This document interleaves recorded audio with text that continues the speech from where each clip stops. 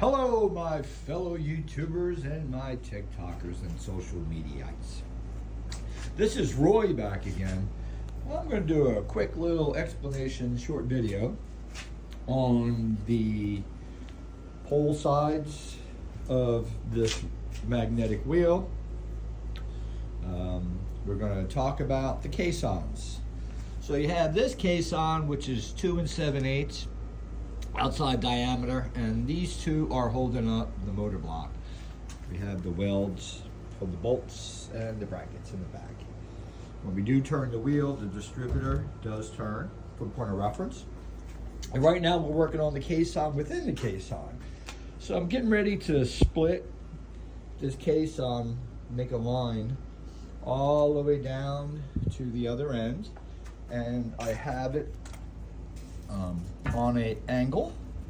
So here's center, and over here would be center. So I'm off each side, 3/8 on each side, and that should give me about a 22.5 degree angle. And let's put this in place and we'll figure out exactly. But also the bottom of this caisson is welded and closed, so we can encapsulate all the energy.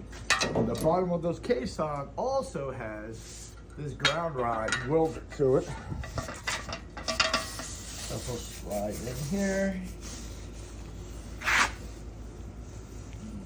Okay, and you see the slit will be variable, and it's to create a magnetic directional flux that will be running from here down underneath like we showed, and then the next degree of angle we are doing the same thing with the aluminum casing. You can see I got a slit down the whole thing. So what's going to happen here is the energy is going to run to the side, run back, hit the side, stop, come around, and go back. So we're going to create a oscillatory system in here. And then we're going to have our caisson go in the caisson, and this is pretty interesting too, because this is where the coil goes.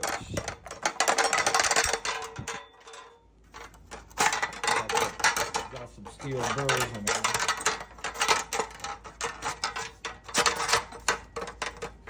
That need to be cleaned out.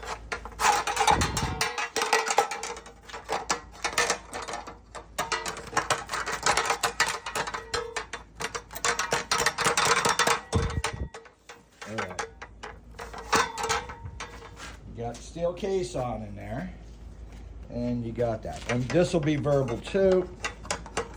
Somehow I got a cockabur in there. Let me use 2 hands. You guys got to hold tight here. There you go.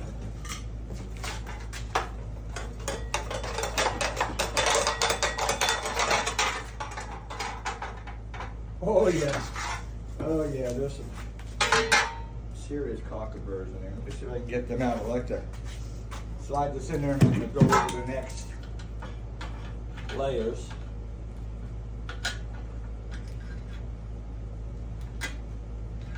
Yeah, I just started cutting the side out here. It's going to take a while.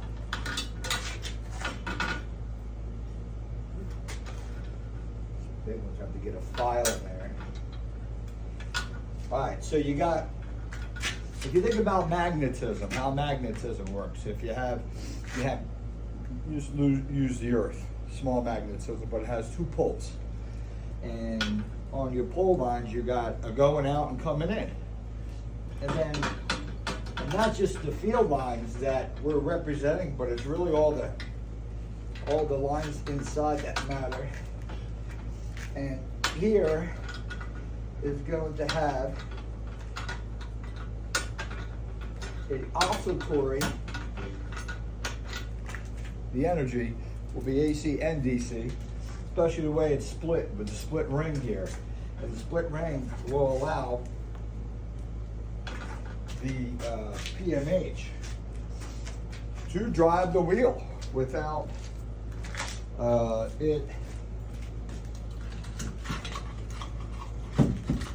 like this here goes over the bar, and with the split in there, you're creating a Russellian vortex. And we'll get into this vortex. Let me just get this into the top.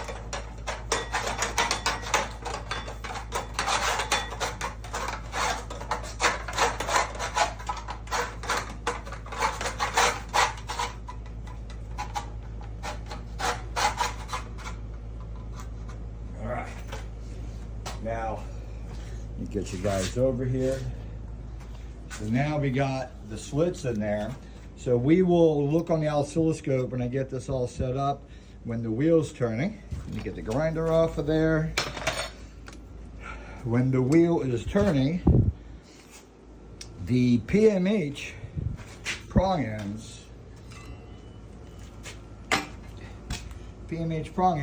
will be pulling and pushing the north and south and rotating. The PMH will be rotating its field. So one side of the PMH will be positive when the negative is approaching, and the other side will rotate to be positive or negative. So it will create a self-propelling perpetual motion. If you think about what Ed says, he calls this as perpetual motion.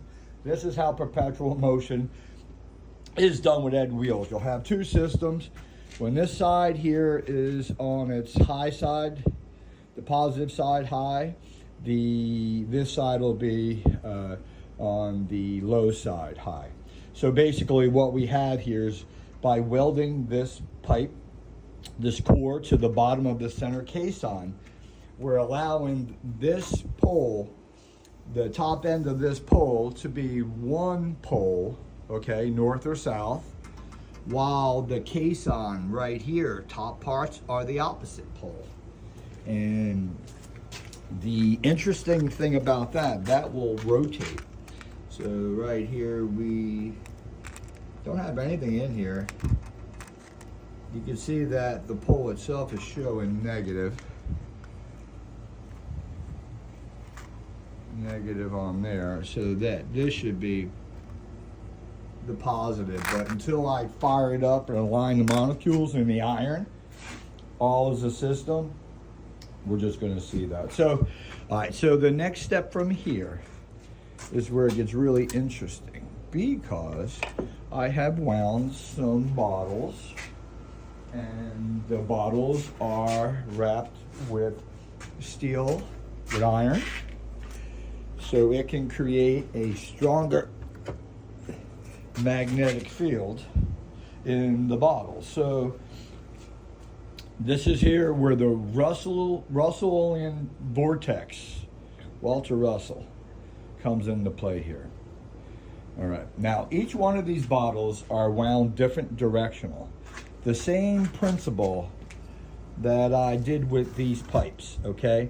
So basically, when this pipe here is where the nodal breakpoint's gonna be inside this caisson. This caisson is geared to be directional driven magnetically. When this is a north or south pole here, this caisson will react. The caisson will be oscillatoring back and forth like AC does. The caisson also will be capturing and turning, I think, 15 degrees, this or 11.5 degrees with this aluminum caisson inside. Now, here's where we're going to start off with a fatter line, and this here is running counterclockwise, okay? So what we're doing with the counterclockwise, we're gonna keep it like Earth is, okay? You're gonna have your counterclockwise on the wider radius, coming down and then going down smaller to a tighter radius. This is head